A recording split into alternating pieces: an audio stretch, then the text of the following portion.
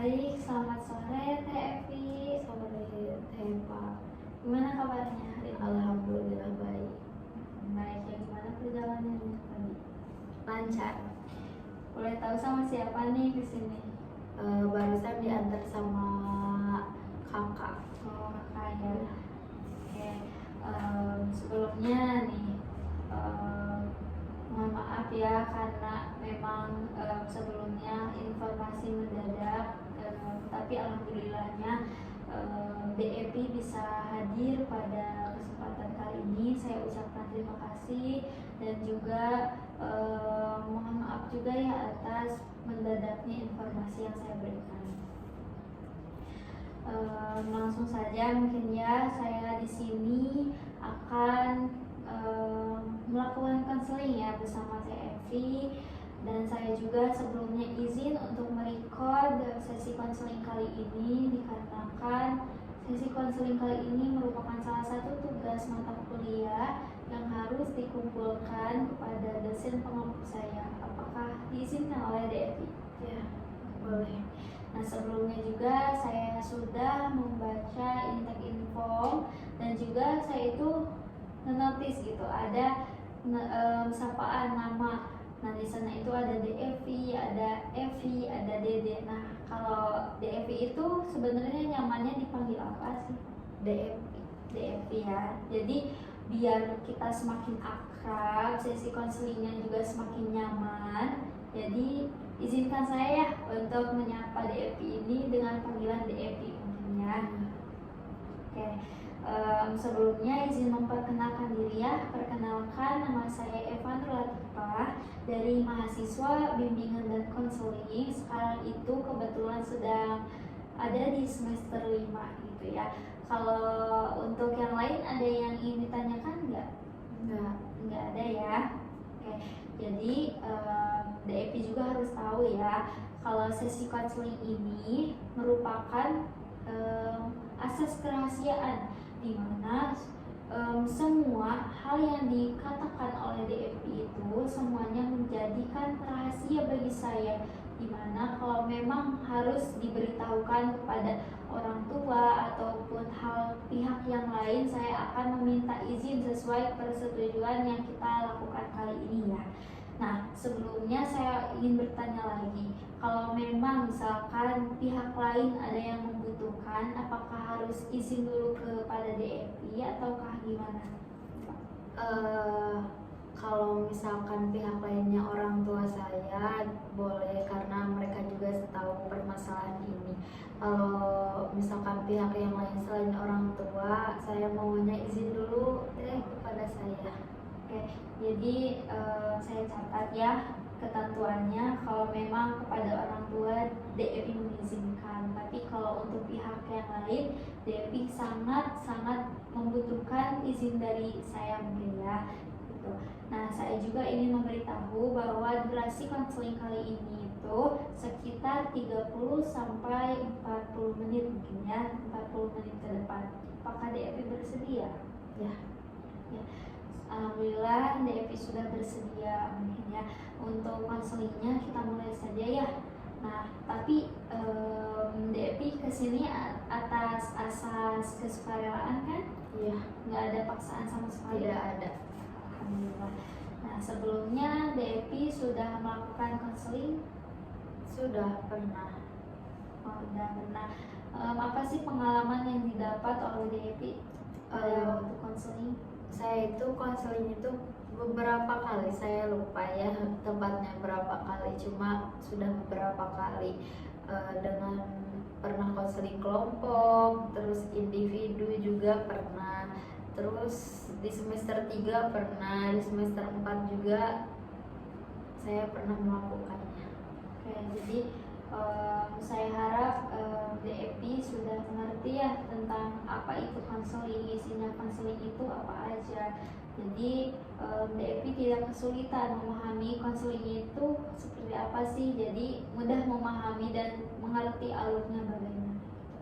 Untuk kegiatan kali ini DEP biasanya apa aja nih? Untuk kegiatan saat ini sih saya biasanya ada kuliah, terus organisasi karena saya ikut organisasi, terus apalagi ya mungkin kegiatan di rumah sih cuma ikut pengajian-pengajian gitu.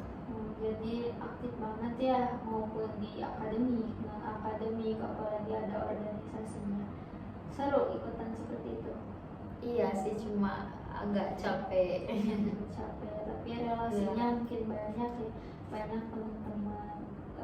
Gimana relasi dengan pihak himpunan atau yang lain baik? Baik sih, baik. Nyaman himpunan? Nyaman. Ada masalah di himpunan tidak? Ada sih sedikit-sedikit gitu, cuma sudah bisa teratasi. Nah, ngomong-ngomong tadi DEP sudah menyinggung ya terkait dengan pernah melakukan konseling. Nah, dulu itu sebenarnya apa sih yang dibahas pada waktu konseling? Dulu itu sempat karena cemas, terus karena takut, jadi nggak berani gitu. Terus pernah mau meningkatkan semangat belajar juga. Tapi bagus hasilnya. Untuk hasilnya sih bagus, cuma mungkin terkadang saya nggak menerapkan semua yang saya dapat di konseling tersebut. Jadi DEP mungkin belum bisa komitmen sepenuhnya ya, tapi sangat dirasakan kan perubahannya. Iya. Ya, semoga besar harapan saya pada sesi konseling kali ini juga dapat menambah hal-hal positif pada diri DEP ya. Nah, sekarang boleh DEP ceritakan apa yang sedang dialami, dirasakan, yang sedang dirasakan sampai mengganggu gitu, sampai mengikuti konseling kali ini. Ya, yang saya sedang rasakan saat ini sih saya itu lebih ke gampang cemas, terus saya itu gampang takut. Terkadang saya itu lebih takut gitu dengan ucapan orang lain, karena misalkan ada orang lain yang bilang sebenarnya itu teh takut gitu. Terus aku tuh suka gampang gitu terpengaruhi sama omongan orang lain gitu, gampang sakit hati juga orangnya. Baik, saya mengerti ya yang dialami oleh DEP sekarang, di mana DEP itu sering memikirkan hal yang memang seharusnya tidak dipikirkan, kemudian juga karena mungkin ya lembutnya hati DEP sampai perasaan itu ya, betul? Betul. Kalau boleh tahu kapan saja sih merasakan hal tersebut? Saya itu merasakan hal tersebut di mana terjadi kembali gitu kejadian seperti itu. Jadi DEP itu merasakan cemas, gelisah, sakit hati, mudah rapuh hatinya ketika memang ada suatu hal yang sama terjadi lagi, traumatic event mungkin ya. Iya. Oke. Seberapa sering kejadian itu dirasakan oleh DEP? Sering sih, sampai terkadang ngubah mood saya jadi berantakan gitu, terus susah juga berkegiatan tuh, jadi pusing gitu, sering memikirkan hal itu. Kegiatan apa yang sering dirusak mungkin, atau apa ya, jadi kegiatan seperti apa sih yang memang sering mengganggu gitu DEP? Misalkan kegiatan yang mengharuskan saya menjadi seorang koordinator, terus ya kan terkadang gitu dalam organisasi itu mengharuskan saya menjadi ketua gitu kan, ketua bidang kayak gitu, ketua seksi dalam acara misalkan. Nah, saya itu suka ngerasa gimana ya, itu ngerasa cemas tuh di sana. Oke, kalau cemas itu muncul, apa yang sering DEP lakukan? Suka nangis. Nangis. Iya. Sesering apa nangis itu? Ketika perasaan itu muncul, Oke, jadi ketika kondisi tersebut kembali lagi terulang. Jadi DEP itu meluapkannya kepada nangisnya. Iya, Nangisnya itu berapa lama biasanya? nggak lama sih, saya cuma mungkin 5 menit kayak gitu tuh udah, kadang udah sembuh. Apa saja yang dirasakan DEP? Dampak apa saja yang dirasakan setelah menangis? Apakah menjadi tenang? Sakit hati, suka terkadang mau putus asa gitu, udah gak bisa apa-apa lagi gitu, yang ujungnya tuh nyesel gitu masuk ke organisasi kadang gitu. Tapi tetap dilakuin kegiatan Iya. tersebut atau tetap nangis? Iya, dilakuin. Iya, cuma mungkin DEP itu pelampiasannya kepada nangis. Iya. Jadi setelah nangis mungkin agak plong. Tapi DEP mau mengubah itu. Mau yang tadinya harus menangis dulu jadi nggak ada. Iya. Mau kan? Iya. Ya, boleh ya. Kalau seperti itu, DEP sekarang ceritakan ya. Apakah ada kejadian dulu memang yang mengakibatkan DEP itu mengalami hal seperti sekarang? Iya, ada. Seperti apa itu kejadian?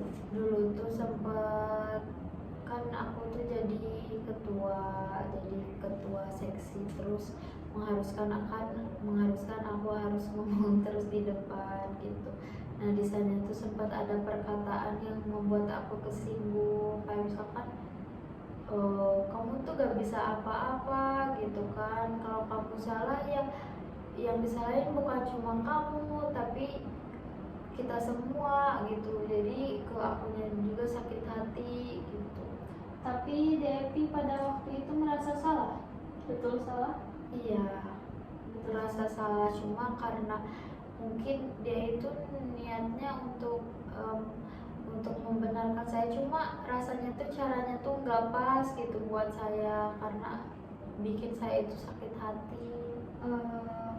Ataukah waktu itu DEP memang sedang banyak pikiran atau gimana? Iya kan, kayaknya iya. Seberapa berdampak kejadian itu kepada kehidupan sekarang?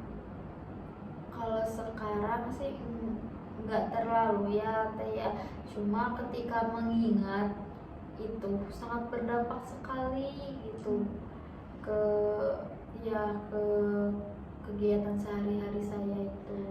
Oke, jadi saya rasa DEP itu sekarang memang kadang-kadang suka trauma mungkin ya pada kejadian yang kurang mengenakan sampai terbawa pada kehidupan sehari-hari. Kalau diskalakan sekarang, kalau misalkan ya 0 itu sangat trauma dan 10 itu sangat bahagia, sudah biasa, sangat bahagia, sudah tenang, di mana letak skala itu? Di angka 6. Di angka 6. Jadi DEP itu sekarang cukup mengalami atau merasakan trauma itu. Iya. Oke, apakah DEP ingin merubah semuanya? Ingin. Kalau boleh tahu, cara apa yang sering dilakukan DEP saat mengalami trauma itu? Ketika saya mengalami trauma itu, saya menguatkan diri sendiri sih, kayak aku bisa kayak gitu. Tapi pada akhirnya suka kadang karena misalkan aku bisa, ketika ngomong terlintas lagi kata yang buat saya sakit hati, langsung lupa apa yang mau saya sampaikan gitu. Selain pada kejadian itu, kegiatan apa lagi sih yang merusak? Kayak misalkan saya itu menjadi ketua yang harus misalkan sambutan gitu, suka kadang ini juga. Oke, apakah DEP juga sering merasakan trauma jika memang bertemu dengan orang baru? Kalau orang baru sih enggak ya Teh ya, karena aku aku gak tahu orang itu gimana, tapi kayak orang yang udah pernah nyakitin itu pasti aku tuh jadi ngerasa trauma, jadi ngerasa sakit hati gitu. Oke, berarti sesering apa perasaan itu muncul? Karena mungkin saya tidak selalu mengharuskan di depannya, ya hanya waktu tertentu. Mungkin tidak terlalu sering, namun hanya ketika saya mengharuskan harus di depan. Berarti terhitung jarang mungkin ya. Iya. Tapi kalau misalkan di luar kegiatan itu, di luar bersama orang itu, DEP sikapnya seperti apa di depan orang lain? Nggak apa-apa. Nggak apa-apa sama sekali. Nggak. Jadi DEP mengalami traumatic event pada orang tersebut. Iya. Kalau boleh tahu berapa orang tersebut? Berapa orang? Ada 2. Ada 2 orang. Iya. Kayak apakah DEP pernah berusaha berbicara dengan mereka atau apa? Iya, kalau bicara nggak terlalu sering sih, cuma terkadang ada sih komunikasi sama mereka gitu. Tapi DEP pernah mencoba nggak trauma lagi sama orang tersebut? Iya. Apa yang dilakukan usahanya? Pura-pura gak lihat orang itu. Pura-pura gali. Tapi kalau memang sudah melihat orang itu, apa reaksinya? Iya. Tetap sama. Iya, gitu lagi. Oke, jadi kalau dikatakan memang DEP itu sudah tidak mau bersosialisasi lagi mungkin ya dengan orang itu. Tapi sampai sekarang DEP masih sering bertemu. Ada sih, tapi tidak sering banget gitu. Oke, jika memang hal ini sudah bisa hilang, kira-kira apa yang akan dirasakan oleh dia? Jika ini udah hilang, perasaannya mungkin saya gak akan selalu memikirkan hal itu, karena saya menyadari gitu ketika saya memikirkan hal itu karena saya bertemu dengan orangnya gitu. Nah, jadi cukup rumit mungkin ya. Sekarang ini ya, kalau untuk tujuan nih konseling kali ini, apa sih tujuan konseling yang DEP mau? Saya itu mau perasaan ini tuh hilang walaupun saya melihat orangnya gitu teh. Terus saya itu mau menghilangin trauma itu gitu. Oke, jadi DEP itu ingin berusaha untuk menormalisasikan mungkin ya, menormalisasikan jikalau memang sudah bertemu dengan orang yang sama yang dahulu pernah membuat hati DEP hancur. Nah, jikalau ini sudah tercapai, apa usaha DEP selanjutnya atau apa sih bagaimana kehidupan DEP selanjutnya? Lebih baik, lebih bahagia, lebih tenang mungkin ya teh ya, karena saya sudah tidak mengingat hal itu yang menurut saya juga memang hal itu tidak usah dipikirkan namun selalu ada gitu. Oke. Nah, di sini saya akan mencoba menyadarkan DEP di mana coba DEP jikalau memang merasakan atau bertemu dengan orang yang sama, orang itu DEP bisa mengucapkan seperti ini. Aku sekarang sedang mengingat memori ketika saya direndahkan oleh orang itu. Bisa? Bisa. Sekali lagi. Oke, sekarang saya mengingat di mana saya direndahkan oleh orang itu. Betul? Sekali lagi ya. Oke, sekarang saya sedang mengingat memori di mana saya sedang direndahkan oleh orang itu. Oke, sekarang saya sedang mengingat di mana saya direndahkan oleh orang itu.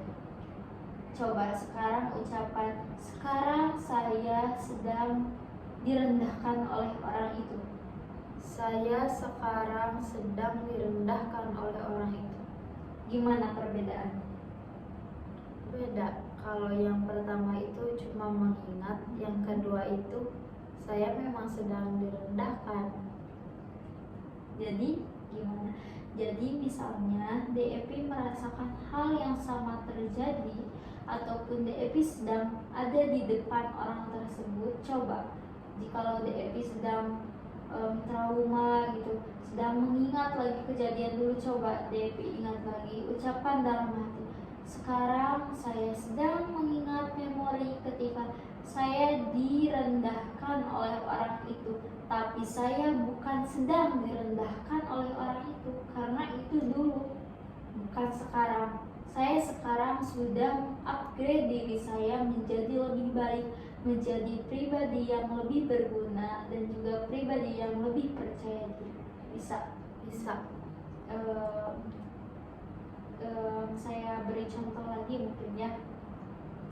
Misalkan DEP sedang minum, kemudian DEP mengingat kejadian trauma itu, apakah DEP minum akan lebih segar, lebih tenang?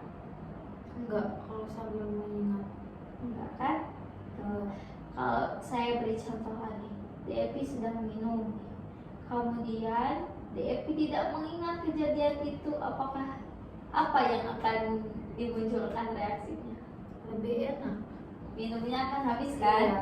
Lebih santai, lebih nyaman, lebih segar. Ketika kita haus minum, segar badan kita. Tapi kalau kita mengingat, nggak akan ada yang namanya segar.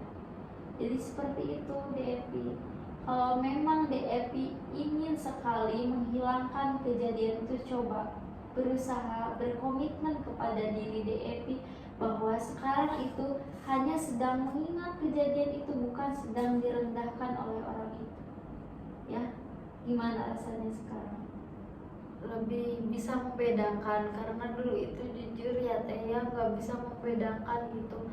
Ketika saya sudah mengingat, ya udah bad mood, ke keadaan saya juga udah langsung nggak percaya diri, langsung nggak enak hati.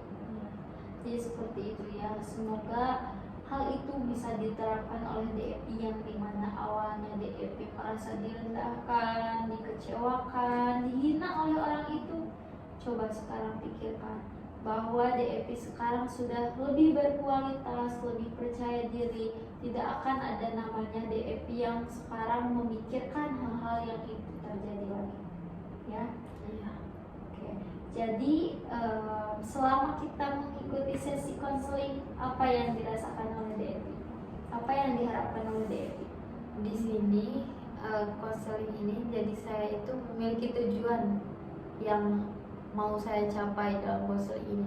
Saya juga jadi tahu ya Teh ya, dampaknya gimana gitu kalau saya terus seperti ini, dan manfaatnya tuh gimana kalau saya bisa menjauhi hal ini gitu. Oke. Jadi DEP itu lebih mengetahui ya arah, gimana sih arah tujuan hidup yang sebenarnya gitu. Kalau boleh tahu, arah tujuan seperti apa yang diinginkan oleh DEP? Yang tenang, nggak ingat hal itu lagi sih Teh intinya. Seperti apa tenang itu? Tenang dimana saya tidak berpikir hal-hal yang tidak usah dipikirkan. Oke. Nah, kalau emang DEP sudah tenang, tidak memikirkan hal-hal itu terjadi, akan menjadi pribadi seperti apa DEP? Lebih baik, lebih percaya diri. Betul sekali yang diucapkan oleh DEP, bahwa DEP akan menjadi pribadi yang lebih baik. Dan betul juga DEP sudah sadari sepenuhnya bahwa DEP ingin menjadi pribadi yang lebih baik. Semoga sesi konseling kali ini bermanfaat. Nah, sebelum kita tutup nih, ada yang mau ditanyakan oleh DEP? Tidak ada? Tidak. Oke, kalau tidak ada, saya akhiri pertemuan kali ini. Saya ucapkan terima kasih atas ketersediaan hadirnya, dan saya mohon maaf bila banyak kesalahan. Saya tutup. Wassalamualaikum warahmatullahi wabarakatuh. Waalaikumsalam.